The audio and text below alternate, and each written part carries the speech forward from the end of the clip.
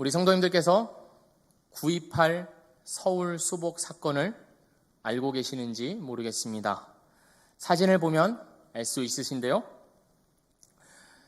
6.25 전쟁이 이제 막바지에 이르고 우리나라 국군과 또 연합군이 서울을 수복한 후에 중앙청에 태극기를 개양하는 사진입니다. 그리고 이 사건을 9.28 서울 수복이라고 우리가 부릅니다. 이제 사진을 내려주셔도 되겠습니다. 왜 이렇게 깃발을 꼽는 것일까요? 이 깃발을 꽂음으로써 이 전쟁 중에 우리 군이 이곳을 점령하였음을, 승리하였음을 만방에 알리기 위하여서 이 깃발을 꼽아 놓는 것입니다. 그래서 다른 사람들이 이 깃발을 보고서 이 지역은 이제 우리 군이 정복하였으며 적은 이 지역에서 퇴치하였음을 공식적으로 알게 되는 것입니다.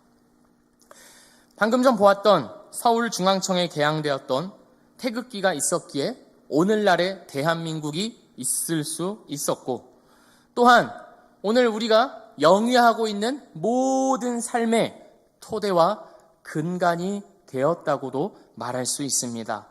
만약에 이 승리가 없었다면, 서울을 수복하지 못했더라면, 태극기를 개양하지 못했더라면 오늘 우리의 삶의 양상도 많이 달라져 있었을 것입니다.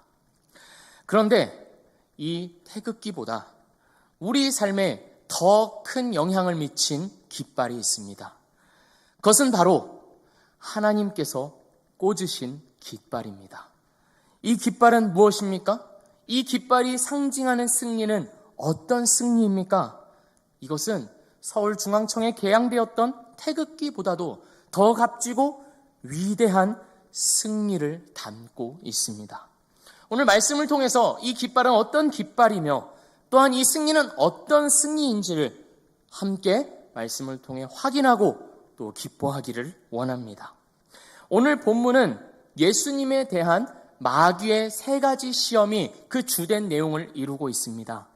첫 번째 시험입니다. 마귀가 예수님을 찾아왔습니다. 예수님은 지금 40일 동안 금식을 한 상태입니다. 줄이고 목마른 정도가 극에 달해 있습니다. 사람이 버틸 수 있는 최대의 한계까지 가신 것입니다. 그런 예수님에게 마귀가 이런 제안을 합니다. 3절 말씀입니다. 내가 하나님의 아들이거든 명하여 이 돌들로 떡덩이가 되게 하라.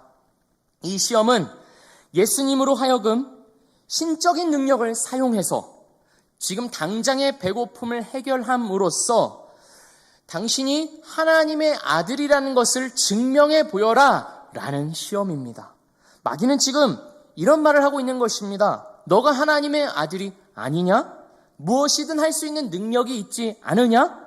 그 능력을 사용해서 지금 이 당면한 배고픔과 고통을 해결하면 되지 않겠냐라고 말입니다. 이에 대한 예수님의 답변은 무엇입니까?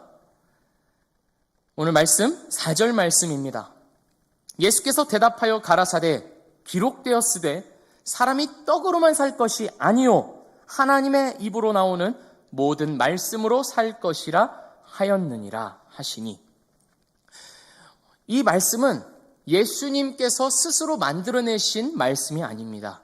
신명기에 나오는 구약 성경 말씀을 가지고 와서 인용하고 계시는 것입니다. 그래서 예수님께서 이 말씀을 통해서 의도하신 바가 무엇인지를 알기 위해서는 신명기 말씀이 무엇을 의미했는지 알아갈 필요가 있습니다. 신명기 8장 2절 3절 말씀을 제가 읽어보겠습니다.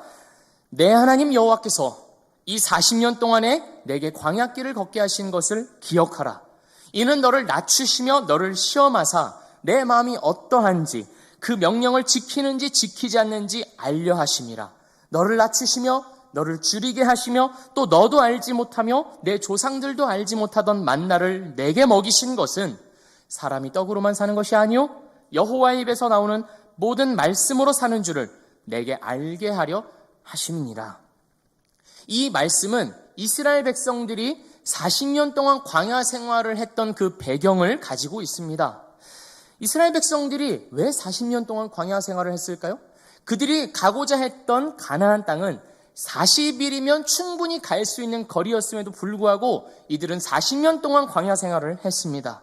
그 이유는 그들이 하나님을 신뢰하지 못했기 때문입니다. 그리고 불순종했기 때문입니다. 광야 생활을 하면서도 하나님을 온전히 신뢰하지 못하고, 물이 떨어지면 물이 없다고, 먹을 것이 없다면 먹을 것이 없다고, 고기가 없으면 고기가 없다고 원망하고 불평하면서 애굽으로 돌아가겠다고 아우성이었기 때문입니다. 그래서 하나님은 이스라엘로 하여금 40년 동안 광야 생활을 하게 하심으로써 그들에게 가르치셨습니다.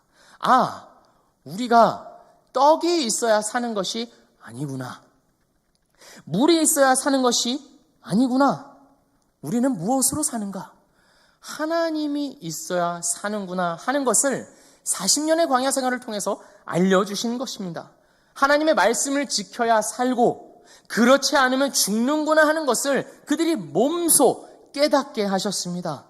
예수님께서는 이스라엘 백성들을 대상으로 한 이 신명기 말씀을 가지고 와서 지금 마귀의 시험을 대항하고 계시는 것입니다. 사단이 예수님에게 제안하는 것은 이것입니다. 사람은 떡이 전부다. 사단의 주장은 이것입니다. 사람은 떡이 있어야 산다. 먹을 것이 풍족하고 배불러야 살 수 있다. 그게 바로 인간이다. 이것이 바로 사단의 주장입니다. 그러나 이에 대한 예수님의 주장은 무엇입니까? 아니다. 사람은 떡이 있어야 사는 것이 아니다. 그럼 사람은 무엇으로 사냐? 사람은 하나님으로 산다 하는 것이 예수님의 답변입니다. 인간이라는 존재의 목적과 이유와 근원은 떡에 있는 것이 아니라 하나님에게 있다라는 것입니다. 떡이 없어도, 물이 없어도 40일 동안 금식하여 온몸이 바싹 타들어가고 있는 그 극한의 고통 속에서도 예수님은 지금 내 존재의 근원과 이유와 목적은 내 눈앞에 있는 떡이 아니요 하나님에게 있다라는 것을 고백하고 계시는 것입니다. 이스라엘은 이 시험에 실패하였습니다. 그들은 언제나 하나님을 믿지 못했고 언제나 하나님에게 불평과 원망을 쏟아냈습니다. 그들을 구원해내신 하나님이십니다. 그들이 종노릇하고 있었던 애굽에서 건져내신 하나님이십니다. 노예에서 자유민으로 만들어주신 하나님이십니다. 홍해를 가르시고 거기를 지나가게 하심으로써 또한 그들을 쫓아오던 애굽의 군대를 수장시킴으로써 하나님이 이들을 구원하셨다는 것을 명백히 보여주셨습니다. 그럼에도 불구하고 이스라엘 백성들은 이 구원이 무슨 소용이냐? 당장 내가 배고픈데 애굽으로 돌아가는 게 낫겠다. 그때는 배불리 먹기라도 했다 하면서 하나님 앞에 파렴치한 말을 쏟아내었습니다. 이런 것입니다. 물론 아직 저는 경험한 일은 없지만 이런 것과도 같습니다. 자식이 부모에게 왜 나를 낳았습니까? 왜 나를 이따위로 낳고 이따위로밖에 키우지 못했습니까? 하나님 입장에서는 기가 막힐 노릇입니다. 우리 역시 이스라엘 백성들과 같이 이 시험에 늘 실패합니다. 우리가 가장 두려워하는 것이 무엇입니까? 이 떡이 없어질까 봐 우리는 두려워합니다. 우리는 배고픔을 두려워합니다. 가난해질까 봐 두려워합니다. 내가 하고 있는 이 일이 끊기거나 망하면 살지 못하게 될까 봐, 더 이상 이 세상에서 살아남지 못할까 봐 두려워합니다. 왜 그렇습니까? 떡이 전부라고 생각하는 것입니다. 나를 살게 해주는 것이 하나님이 아니라 이 떡에 달려있다고 굳게 믿고 있기 때문에 두려워하는 것입니다. 그래서 그 일례로 떡을 위해서라면 신앙도 잠시 외면해버리고 마는 것이 우리의 현실입니다. 주일 예배를 빠져도 괜찮습니다. 떡을 위해서라면 말입니다. 왜 그렇습니까? 나를 살게 해주는 것이 하나님이 아니라 떡이기 때문입니다. 그것을 고백하고 있는 것입니다. 하나님을 믿는 자로서의 정직함과 진실함을 지키면서 살다가는 당장 다가올 손해가 두렵기 때문에 하나님이 이해해 주시겠지, 하나님이 나를 다 아시겠지 하는 명목으로 눈 감아 버리는 것입니다. 떡이 전부이기 때문입니다. 그러나 예수님께서 지금 말씀하고 계시는 것은 무엇입니까? 떡보다 더 중요한 것이 우리 인생 가운데 있다는 것입니다. 그것은 무엇입니까? 바로 하나님이라는 것입니다. 우리는 무엇으로 사는 자들입니까? 우리는 떡으로 사는 자들이 아닙니다. 우리는 하나님으로 사는 자들입니다. 떡보다 하나님이 있기에 우리는 오늘도 이 호흡을 유지하고 있는 것이고 오늘도 우리의 삶을 살아가고 있다는 것을 믿고 계십니까? 떡으로 우리를 먹이고 계시지만 그 떡 이전에 하나님의 모든 돌보심과 손길이 있었기에 오늘 우리가 살아가고 있는 것입니다. 예수를 믿는다는 것은 무엇입니까? 이 하나님을 인정함으로써, 이 하나님의 주권을 인정함으로써 살아가는 겁니다. 교회에 나와서 예배를 드린다는 것이 예수를 믿는다는 것이 아니라 하나님이 내 인생의 주인이시고 하나님께서 내 인생을 책임지신다는 철저한 신뢰 속에서 하나님께 순종하고 당장 내 삶의 배고픔과 손해와 피해가 있다 하더라도 하나님에 대한 신앙을 놓치지 않는 것, 그것이 바로 예수를 믿는다 하는 말에 들어가 있는 의미입니다. 사랑하는 우리 미랄교회 성도 여러분, 하나님께서 우리 삶에 요구하시는 것은 무엇입니까? 이 인생의 의미가 무엇에 있는가를 생각해 보라는 것입니다. 우리는 광야 같은 삶을 살아가고 있습니다. 하나님께서 이 광야에 두신 것입니다. 이스라엘 백성들을 광야에 두셨듯이 우리의 인생을 이 광야 속에 두셨습니다. 왜 그렇습니까? 이 광야를 지나가면서 사람이 무엇으로 사는지를 생각해 보라는 것입니다. 떡이 전부라고 생각한다면 또는 내 삶과 내 행동이 떡이 전부인 것처럼 무언가를 잃을까 봐 두려워하고 배고플까 봐 두려워한다면 우리는 하나님께서 우리를 이 광야에 두신 그 목적을 잃어버린 것입니다. 이 광야라는 학교, 이 광야라는 학교를 다님으로써 성장해 갈 수 있는 하나님 백성으로서의 삶을 살지 못하고 유급하고 있는 것입니다. 머물러 있는 것입니다.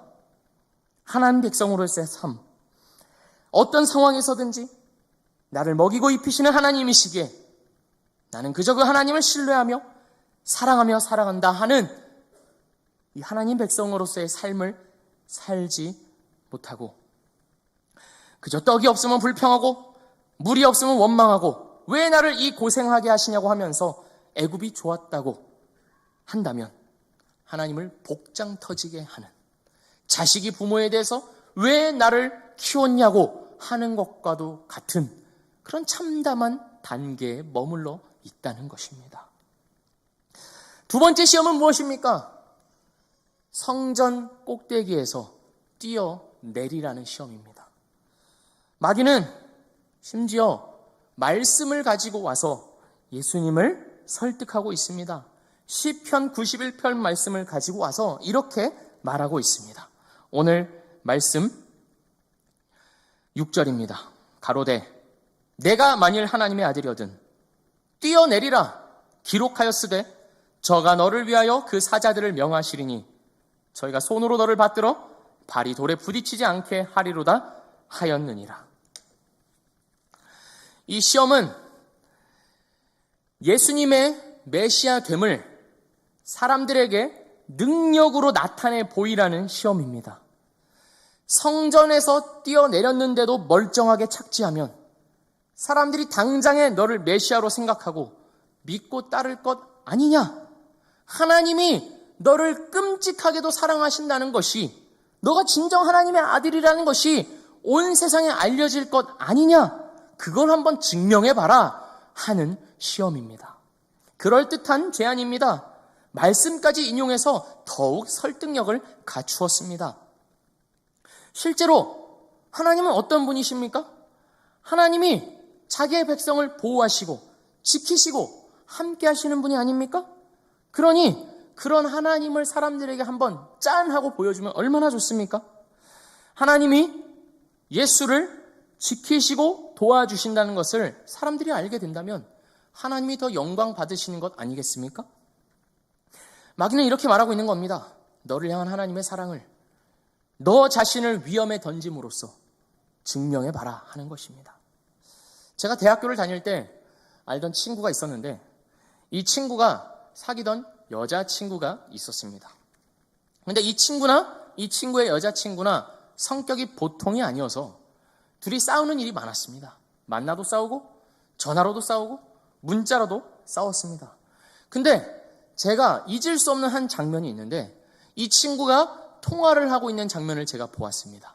근데 이 친구가 하나의 그 담벼락에 옆에 서 있었는데 통화를 하면서 이 담벼락에 주먹을 대고 있는 것입니다. 그러면서 이렇게 말하는 겁니다. 나 친다. 진짜 친다. 부러진다. 하는 그런 통화의 내용을 제가 옆에서 들었습니다. 그러면서 실제로 벽을 치는 강도가 점점 세지는 것입니다. 사정을 알아보니 이런 것 같습니다. 지금 여자친구가 굉장히 화가 났는데 그래서 이 갈등 상태에 있는데 지금 제 친구가 여자친구에게 말하기를 너 지금 화를 풀지 않으면 빨리 마음을 돌이키지 않으면 내가 지금 이 벽에 주먹을 계속 치고 이 주먹을 부러뜨리겠다는 것입니다. 제가 그걸 보면서 참 무서웠습니다. 아니 사랑이라는 것이 저런 건가? 하면서 말입니다. 이 친구가 지금 뭘 하고 있는 것입니까? 상대방의 사랑을 확인하려고 하는데 그걸 어떻게 확인하냐면 자기 스스로를 위험에 빠뜨리면서 네가 날 사랑한다면 이 위험에서 나를 건져내라는 것입니다. 협박을 하고 있는 것이죠. 지금 마귀가 예수님에게 요구하고 있는 것이 이겁니다. 너를 향한 아버지의 사랑을 시험해봐라. 다소 위험할 수는 있지만 진짜 사랑한다면 구해주지 않겠냐? 라고 말하고 있는 겁니다.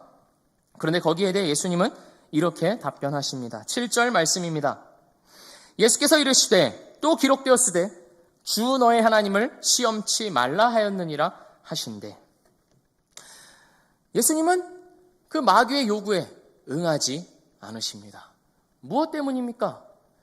예수님께서 하나님의 아들됨은, 하나님께서 예수님을 지극히 사랑하심은 그렇게 성전에서 뛰어내리고 보호받음으로써 증명되는 것이 아니라 이미 예수님에게 확증된 사실이기 때문입니다. 오늘 말씀 4장 이전에 3장 마지막을 보면 무슨 장면이 나오냐면 예수님께서 세례 요한에게 세례를 받으시는 장면이 나옵니다. 그때 무슨 일이 일어났습니까? 하늘이 열리고 성령이 비둘기처럼 내려서 예수님에게 임하고 하늘에서 음성이 들려서 이는 내 사랑하는 아들이요 내 기뻐하는 자라 라고 하는 음성이 들렸습니다. 거기서 예수님은 이미 하나님의 아들로 온 세상에 선포되신 것입니다. 그 이상의 다른 증거가 필요가 없는 것입니다. 그러니까 이 사단의 시험 앞에서 굳이 응할 필요가 없는 것이죠. 우리 역시 이 시험에 노출되어 있습니다. 하나님과 우리의 관계를 나의 삶의 어떤 성과나 결과로 확인하고자 하는 시험입니다. 내 인생이 잘 풀리면 하나님이 함께 하시고 나를 도우신다고 생각합니다. 반대로 내가 원하는 바가 이루어지지 않고 내 뜻대로 인생이 풀리지 않으면 하나님이 나를 사랑하시지 않는 건가? 내가 하나님께 뭘 잘못했나 하면서 하나님에 대한 신뢰를 놓아버립니다. 죄악의 습성을 가진 우리는 늘 하나님을 이 시험대 위에 올려놓습니다. 하나님, 나를 사랑하신다면 이 정도는 해주셔야 하지 않겠습니까? 하나님, 나를 사랑하신다면 내 자녀가 좀 괜찮은 대학도 들어가고 취업도 잘하고 남 부끄럽지 않게 살아야 하지 않겠습니까? 아무 어려움 없이 고난 없이 건강하게 좀 내 인생이 좀 살아야 되지 않겠습니까? 앞길 창창하고 걱정 없이 여생을, 노후를 좀 살게 해주셔야 하지 않겠습니까? 하나님, 그렇게 안 해주시면 저 뛰어내립니다. 저 예수 안 믿을 겁니다. 신앙생활이고 뭐고 다 필요 없습니다. 하면서 성전 꼭대기에 올라가서 하나님을 협박하고 있는 것입니다. 하나님께서는 이미 우리와 하나님의 관계를 확증해 놓으셨습니다. 우리 삶에 일어나는 어떤 일들로 하나님과 우리의 관계가 정해지도록 두신 것이 아니라 십자가 위에서 온 세상의 죄를 대신해서 저주를 받으시고 형벌을 받으시는 그 자리에서 우리를 얼마나 사랑하시며 또한 우리를 얼마나 끔찍이 원하시는지를 증명해 보이셨습니다. 이것은 이미 일어난 사실이고 취소될 수 없는 사실입니다. 역사 속에서 이미 새겨진 일입니다. 우리와 하나님과의 관계는 바로 그 예수의 죽음으로 인하여서 아버지와 아들로, 아버지와 딸로 맺어진 것입니다. 죄와 사망과 저주 속에 있었던 자들이 예수의 죽음으로 인하여서 영원한 생명과 복락으로 옮겨진 것입니다. 아버지라 부를 수 없었던 하나님이 이제 예수 안에서 아버지가 되는 놀라운 기적이 우리 삶 가운데서 일어난 것입니다. 하나님과 우리의 관계는 여기서 확정되었습니다. 그보다 더 확실한 다른 증거가 필요가 없습니다. 그런데 우리는 그 십자가에서 하나님의 사랑, 하나님과 우리의 관계를 확인하기보다는 겨우 내 삶의 일부분만을 가지고 하나님을 확인하려고 합니다. 헛다리를 짚고 있는 것이죠. 이미 확증해 놓으신 하나님의 이 말씀 안에서, 우리를 향한 매일의 하나님의 사랑 고백 안에서 하나님의 사랑을 확인하고 발견하고 누리고 기뻐하기보다 겨우 우리 삶의 오늘의 한순간의 작은 것으로 하나님의 사랑을 의심하고 판단해 버린다는 것입니다. 그러니 이런 건 다 거짓말입니다. 하나님이 나를 사랑하셔서 내 삶에 이런 걸 해주셨어요. 다 거짓말입니다. 거짓말이라고 제가 극단적으로 표현했습니다만 그만큼 중요하지 않다는 것입니다. 우리를 향한 하나님의 사랑이 가장 중요하게 확인되는 곳은 바로 이 말씀이고 이 말씀 안에 계시된 예수 그리스도의 십자가 사랑이기 때문입니다. 진짜 믿는 자로서의 고백은 무엇입니까? 하나님이 나를 사랑하셔서 내 삶에 이런 좋은 것들을 주셨어요 하는 것이 아니라 하나님이 나를 너무 사랑하셔서 내 삶에 이런 어려운 일도 주셨어요. 나를 이 고난 가운데 두셨어요. 내가 그거를 통해서 하나님을 더 알게 되었어요. 이것이 진짜 예수를 믿는 자의 반응인 것입니다. 우리 모든 성도님들이 이렇게 반응할 수 있는 복이 임하기를 원합니다. 하나님을 아는 것으로 만족하며 하나님이 나에게 주신 무언가가 아니요 하나님 그 자체로 인하여서 만족할 수 있는 우리 모두가 되기를 주님의 이름으로 축복합니다. 세 번째 시험은 무엇입니까? 8절과 9절 말씀을 제가 다시 한번 읽겠습니다. 마귀가 또 그를 데리고 지극히 높은 산으로 가서 천하 만국과 그 영광을 보여 가로되 만일 내게 엎드려 경배하면 이 모든 것을 내게 주리라. 나에게 엎드려 경배하면 이 세상의 모든 것을 주겠다는 시험입니다. 마귀는 지금 예수님이 무엇 때문에 이 세상에 오셨는지를 아주 잘 알고 있습니다. 무엇입니까? 천하 만국을, 이 세상을 구원하시기 위해서 예수님이 오셨다는 것을 너무 잘 알고 있습니다. 타락한 이 세상 전체를 구원해서 하나님의 것이 되게 하겠다라는 그 계획을 너무나 잘 알고 있어서 예수님은 지금 마귀는 예수님에게 제안하고 있는 것입니다. 내가 그 계획을 이루어주겠다. 내가 그 계획에 동참하겠다. 적극적으로 내가 그 계획이 이루어질 수 있도록 돕겠다. 그런데 하나의 조건이 있다. 그게 뭐냐면 나에게 절해라. 나에게 경배해라. 엎드려 경배하기만 하면 그 목적을 이룰 수 있다라고 합니다. 마귀는 이렇게 말하고 있는 겁니다. 어차피 너가 원하는 것은 이 세상이 아니냐. 이 세상을 너의 것으로 만드는 것이 아니냐. 그 목적만 이루어진다면 수단과 방법이 어떠하든 무슨 상관이 있냐. 나에게 절해봐라. 괜찮다. 그렇게 해도 너의 목적을 이룰 수 있다. 내가 당장이라도 이루어주겠다라고 말하고 있는 겁니다. 이에 대한 예수님의 답변은 무엇입니까? 10절 말씀입니다. 이에 예수께서 말씀하시되 사단아 물러가라. 기록되었으되 주 너의 하나님께 경배하고 다만 그를 섬기라 하였느니라. 예수님께서는 단호히 거부하십니다. 왜 그렇습니까? 왜냐하면 사실 예수님의 목적은 이 세상을 구원하는 것이 아니기 때문입니다. 오해해서 듣지 마십시오. 이 세상을 구원하시지 않겠다는 것이 아닙니다. 이 세상을 구원하러 오셨습니다. 그러나 그 이전에 더 근원적인 이유와 목적이 있다는 것입니다. 그것은 무엇입니까? 예수님은 바로 아버지 하나님, 성부 하나님의 뜻을 행하기 위하여서 이 세상에 오신 것입니다.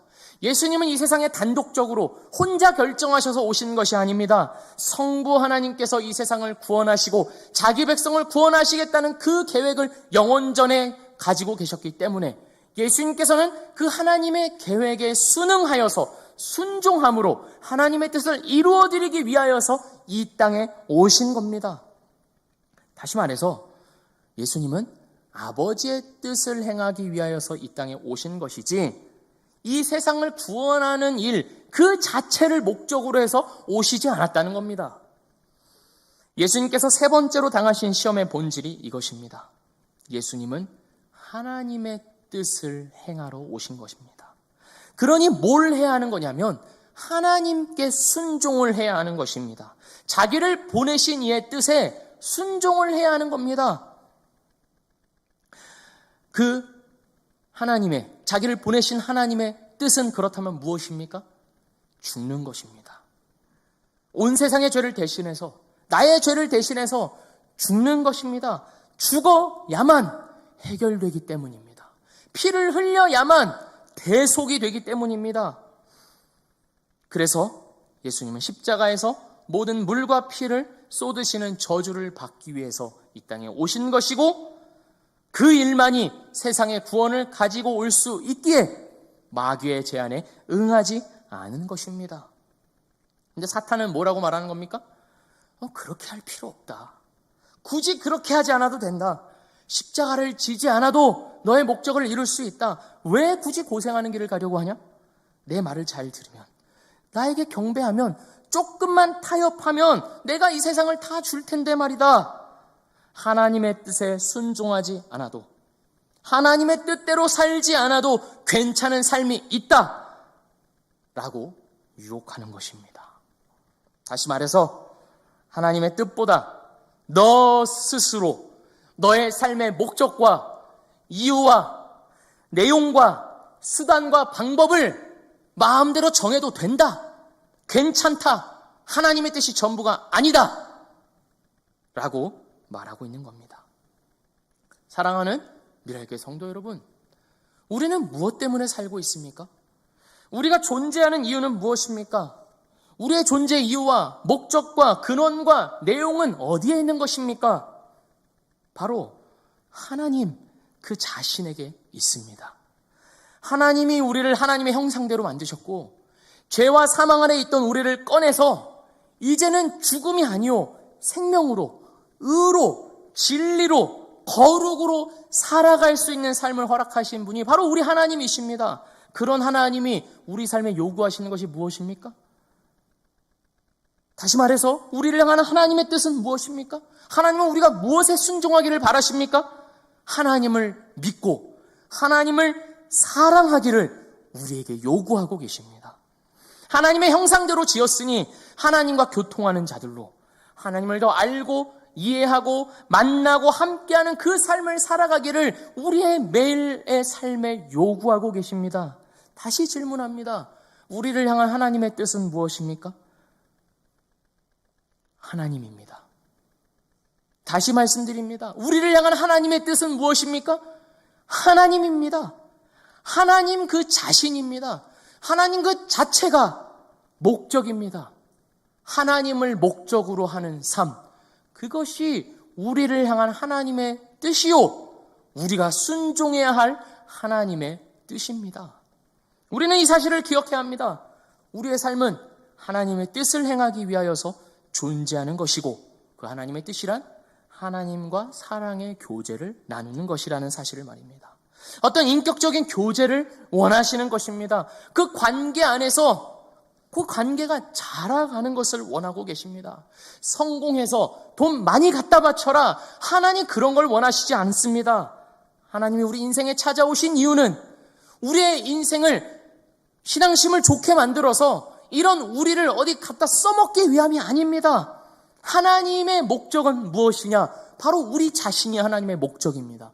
나를 원하시는 것이고 나 자신과 만나고 교제하기를 원하시는 것입니다. 그래서 이 땅에 오셨고 죽으셨고 우리에게 믿음을 주신 것입니다. 이런 하나님이시기에 우리는 어떻게 하나님의 뜻에 순종할 수 있겠습니까?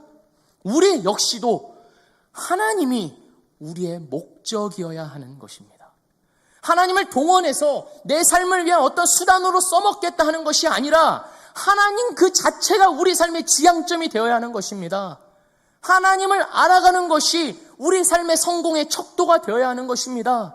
내 삶에 이것을 이루었다 하는 것이 내 자랑이 되는 것이 아니라 내 삶이 아무리 어렵고 힘들어도 내가 아무리 극심한 고난 가운데 있다 하더라도 나는 하나님을 이만큼 더 알았다 하는 것이 우리의 자랑이요 명예가 되어야 한다는 것입니다.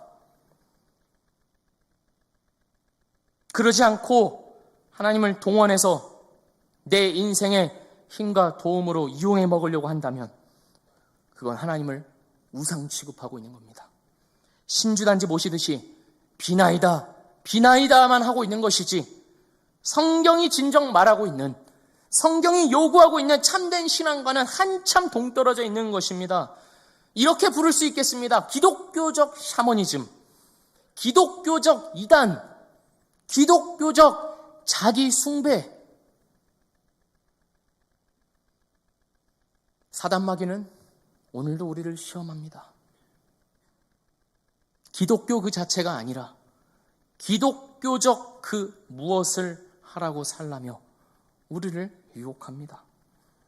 하나님 안에서만 누릴 수 있는 참된 만족과 기쁨을 누리지 못하도록, 그래서 하나님의 형상을 회복해가는 진정으로 거룩해지고 영광스러워지는 그 자리로 가지 못하도록 매일의 삶에서 우리의 눈과 귀를 끊임없이 유혹해 댑니다. 하나님을 목적으로 살지 못하도록 하는 것이죠. 이 시험은 너무나도 강력합니다. 아담이 실패하였고 이스라엘이 실패하였고 우리 역시 실패합니다. 제자리에 머물러 있는 것만 같습니다. 그러나 오늘 말씀이 우리에게 말해주는 것은 무엇입니까? 이 세 가지 시험, 모든 인류가 실패하고 넘어질 수밖에 없었던 이 시험을 예수께서 이기셨다는 것입니다. 우리가 이길 수 없었던 시험, 우리가 승리할 수 없었던 이 싸움을 예수께서 이기시고 승리하셨다는 것을 우리에게 보여줍니다. 1절 말씀을 제가 읽겠습니다. 그때 예수께서 성령에게 이끌려 마귀에게 시험을 받으러 광야로 가사. 조금 전 말씀드렸듯이 3장 마지막에서 예수님께서 세례를 받으시고 성령이 비둘기같이 내려 임하시고 하나님의 음성이 들렸습니다. 이는 내 사랑하는 아들이요 내 기뻐하는 자라. 예수님이 하나님의 아들 되심이 온 세상 가운데 공식적으로 선포되고 확인되었습니다. 이제 예수님께서 온 세상의 구원자 되심이 확인되었으니 이제 예수님께서 하셔야 하는 일은 무엇이겠습니까? 사역을 하시는 일이 남았습니다. 병자들을 만나셔서 고치시고 귀신 들린 자를 만나셔서 귀신을 내쫓아 보내시고 잘못된 종교로 이스라엘 백성들을 현혹하고 있었던 종교 지도자들의 그 헛된 행위들을 밝혀내시고 그 모든 기적을 행하시고 이 일들을 행하시는 일이 남았습니다. 그런데 예수님은 그 사역의 현장으로 달려가시기 전에 바로 오늘 본문 이 광야로 먼저 들어가셔서 시험을 받으셨습니다. 왜 그렇습니까? 이제 세례 요한에게 세례를 받으시고 공식적으로 인증되셨으니 메시아로서의 사역이 시작되면 됩니다. 말씀을 선포하시고 병자를 고치시고 귀신을 내어 쫓으시는 그 위대한 일을 이루시는 것이 더 자연스러워 보입니다. 그런데 예수님은 이상하게도 자신의 메시아 되심이 확인되자마자 광야로 먼저 들어가셔서 시험을 받으십니다. 마태복음만 그렇게 기록하고 있는 것이 아닙니다. 마가복음도 누가복음도 예수님이 세례를 받으신 이후에 광야로 들어가셔서 시험을 받으셨다고 기록하고 있습니다. 이 사실은 그 어떤 다른 사역보다도 예수님께서 광야로 들어가셔서 시험을 받으시는 것이 시급하고 필요한 일이었음을 보여줍니다. 무엇 때문입니까? 무엇 때문에 이 극한의 고통 속에서 시험을 당하셨습니까? 그것은 바로 실패한 아담의 자리를 대신하기 위해서였습니다. 아담이 하나님께 불순종한 이래로 모든 인간은, 우리는 이 사단의 시험에 걸려 넘어집니다. 떡으로만 사는 것 아니고 말씀으로 산다고 하면서도 실제로는 떡이 없어서 두려워하고 벌벌 떱니다. 하나님으로만 산다고 말은 하지만 실제 삶에서는 그렇게 살아내지 못합니다. 성전 꼭대기에서 뛰어내리기도 합니다. 하나님 나를 사랑하신다면 내 삶을 이렇게 두지 마십시오. 이렇게 둘 수 없습니다 하면서 하나님의 사랑을 말씀이 아닌 다른 그 무엇으로 평가하고 판단합니다. 그래서 내 삶이 어렵고 힘들 때면 하나님에게 실망하여 신앙을 놓아버립니다. 하나님의 뜻, 하나님과 인격적인 교제를 나누며 하나님만을 사랑하라는 그 요구 앞에서 우리는 늘 어긋납니다. 실패합니다. 하나님을 수단과 방법으로는 삼을 줄 알았지 하나님 그 자체를 목적으로 삼지 않습니다. 사랑이 아니요 알라딘 램프처럼 만들어버립니다. 우린 이렇게 실패합니다. 아담이 실패했기에 이스라엘이 실패하였고 모든 인류는 실패합니다. 하나님 안에서 참된 만족과 기쁨을 얻지 못하고 늘 하나님과 어긋난 관계 속에서 고통스러워하며 신음하는 것이 우리의 현실입니다. 사단의 시험에 굴복하여 떡으로만 살고 꼭대기에서 뛰어내리고 사단에게 엎드려 경배하는 것, 그렇게 완전히 패배하고 실패하는 것이 우리의 현실입니다. 그러나 예수께서 이 현실로 들어오심으로 상황이 바뀌었습니다. 예수께서 아담이 실패하고 이스라엘이 실패하고 모든 인류가 패배하였던 그 시험의 현장으로 직접 들어오시고 그 시험의 결과를 이제는 승리로 바꾸어 내시기 위해서 메시아 되심이 인정되자마자 광야로 달려가신 것입니다. 이스라엘 백성들이 40년 동안 굶주린 그 생활을 하셨듯이 예수님께서 40일 동안 금식하심으로써 이스라엘의 그 상황 속으로 자신을 밀어 넣으신 것입니다. 이스라엘 백성처럼 굶주리시고 그들이 받았던 그 극심한 시험 가운데 자신을 두시고 그리고 그 가운데서 승리하심으로써 이제는 온 인류가 맞이해야 하는 것이 패배가 아니요 예수의 승리라는 것을 똑똑히 선포해 주신 것입니다. 이것을 위해서 예수님은 광야로 가셨고 성령은 예수를 광야로 이끄셨고 하나님은 마귀가 예수를 시험하는 것을 허용하신 것입니다. 사랑하는 성도 여러분, 예수 안에서 승리한 자들, 이 승리한 자들은 어떻게 살아갑니까? 이 승리는 어떤 승리입니까? 이 세상의 그 무엇으로 승리하는 자들이 아닙니다. 하나님을 마음 다해 섬기고 기뻐하며 하나님의 말씀을 지키고 말씀으로 살아감으로써 하나님만이 주실 수 있는 그 안전하고 평안한 관계 속에서의 참된 만족을 누리는 승리입니다. 다시 말해서 자기 멋대로 살지 않는 승리입니다. 자기 멋대로 살다가 하나님의 법에서 벗어나 불안하고 두려워하며 떨면서 사는 삶이 아니요 하나님의 그 울타리 속에서 살아감으로써 말씀의 틀을 지키면서 살아감으로써 그들에게만 주시는 하나님의 놀라운 만족, 참된 복락, 행복, 세상 그 무엇도 줄 수 없는 이 내장 깊은 곳에서부터 올라오는 그 만족을 주시는 것입니다. 이것이 진짜 승리입니다. 사랑하는 우리 성도 여러분, 승리의 삶을 살고 계십니까? 하나님을 목적으로 하는 삶을 살고 계십니까? 내 삶의 성공 여부를 세상의 어떤 기준을 가져다가 판단하는 것이 아니라 하나님을 알고 하나님 기뻐하는, 즐거워하는, 하나님의 말씀을 풍성하고 깊게 깨달아가는, 그리고 내 삶의 모든 시간들을 통해서 자신을 알려주시는 하나님을 경험하면서 살아가고 계십니까? 그것이 진짜 승리의 삶입니다. 그 승리를 주시기 위해서 예수님이 우리의 자리로 오셨고 우리 대신 싸우셨고 우리 대신 이기셨습니다. 우리를 다스리던 죄와 사망을 무너뜨리고 생명과 복을 누릴 수 있는 자들로 만들어 주셨습니다. 그러니 우리가 어떻게 살아야겠습니까? 승리한 자들로서, 승리가 약속된 자로서 또한 승리를 이루면서 살아가야 합니다.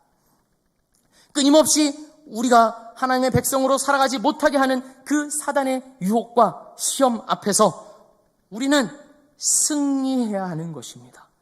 내 삶에 허락하신 조건들 속에서 하나님을 마음 다해 찾고 사랑하고 알아가는 그 승리의 삶을 살아가야 합니다. 하나님께서 그걸 우리에게 요구하고 계시는 겁니다. 사랑하는 성도 여러분, 예수 믿고 구원받은 우리는 다른 갈 곳이 없습니다. 하나님이 이미 우리를 그 자리에 데려다 놓으셨습니다. 그렇게 살지 않으면 도저히 불편하고, 그렇게 하나님의 목적대로 살지 않으면 불안하고 어색하고 고통스럽도록 우리를 이미 이 자리에, 이 광야에 데려다 놓으셨습니다. 그걸 인정하고 항복하십시오. 세상의 그 무엇으로 인하여서 내 만족을 찾으려 하지 마시고 오직 하나님 안에서, 하나님께서 계시하신 그 예수 그리스도 안에서 만족을 얻기 위해 달려가는 우리 모든 성도님들 되시기를 주님의 이름으로 축복합니다. 때로는 넘어질 때도 있을 것입니다. 유혹에 넘어가 또 실패했다고 자책하는 괴로운 날도 있을 것입니다. 그러나 우리는 예수께서 꼽아 놓으신 승리의 깃발을 기억해야 합니다. 사단 마귀의 권세를 이미 철저하게 짓밟으시고 승리하셨음을 기억하면서 다시 일어나 그 삶을, 승리의 삶을 향하여 달려가야 합니다. 서울중앙청에 꽂힌 태극기가 결코 왜곡할 수 없는 사실이듯이 예수의 십자가와 부활이 이미 이루어졌고 이미 승리하셨음을 기억하면서 따라가는 우리 모두가 되기를 원합니다. 11절 말씀을 제가 읽겠습니다. 이에 마귀는 예수를 떠나고 천사들이 나와서 수종드니라. 이 11절 말씀은 하나의 전주곡입니다. 승리의 전주곡입니다. 전주곡이 무엇입니까? 서곡이 무엇입니까? 그 곡 전체를, 그 장중한 스토리를 진행하기 전에 이 곡은 이런 곡이다, 이 곡은 이런 분위기를 갖고 있다 하는 것을 축약해서 보여주는 것이 바로 전주곡, 서곡입니다. 11절 말씀은 바로 그 승리의 전주곡을 보여주고 있습니다. 사탄은 떠났습니다. 그리고 천사들이 나와서 수종듭니다. 이것은 최종 심판 때 이루어질 그림이 어떤 것인지를 우리에게 보여주는 것입니다. 예수님께서 재림하셔서 모든 천군 천사가 환영 속에, 그 우렁찬 나팔 소리 속에 재림하시고 강림하시고, 그리고 그 예수 앞에서 24 장로들이 자기의 면류관을 던지며 모든 경배와 찬양을, 모든 온 인류가 그 예수를 바라보면서 엎드려 경배하게 되는 그 날을 미리 보여주는 전주곡이 바로 이 11절에 담겨 있습니다. 이 날은 반드시 다가올 것입니다. 그리고 그 승리의 전주곡이 울려 퍼질 때 우리 역시 그 예수 옆에서, 예수 안에서 함께 승리를 누리게 될 것입니다. 그것을 바라보며 오늘을 살아가시는 우리 모든 성도님들 되시기를 주님의 이름으로 축복합니다. 기도하겠습니다.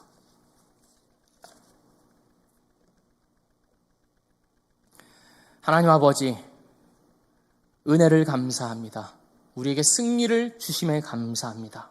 우리가 이길 수 없었던 이 사단의 시험을 하나님께서 직접 그 시험을 감당하시고 승리하시고 우리에게 승리를 더하여 주셨음을 오늘 말씀을 통해서 확인하고 바라봅니다. 주님의 목적에 따라 살아가는 우리 모두의 삶이 되게 하여 주시옵소서. 하나님을 목적으로 하여 하나님 안에서 영광스러워지고 풍성해지는 우리의 삶이 되도록 인도하여 주시옵소서.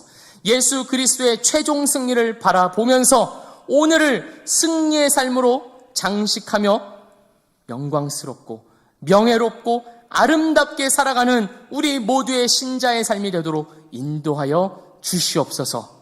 예수 그리스도의 이름으로 기도합니다. 아멘.